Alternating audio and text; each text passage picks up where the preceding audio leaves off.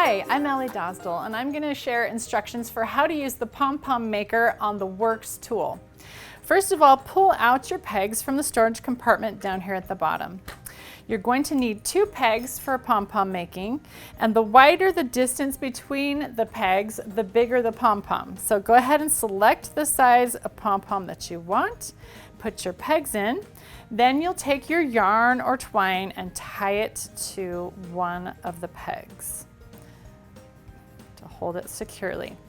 Then you'll just start wrapping around, and the more yarn you wrap, the fuller the pom-pom. So you decide how you want it to look.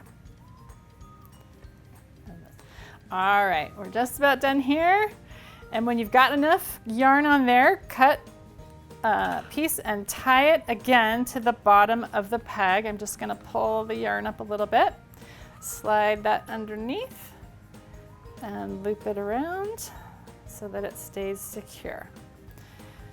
Now cut yourself about 6 to 8 inches of yarn. You can do longer if you want to hang the pom-poms. If you want to have a nice long string to hang, you can make it longer. You're going to feed one end underneath the yarn and then tie it together really tightly in the center of the 2 pegs in a double knot. And once you've done that, you're ready to pull these off of the pegs, and then you can trim the knots off.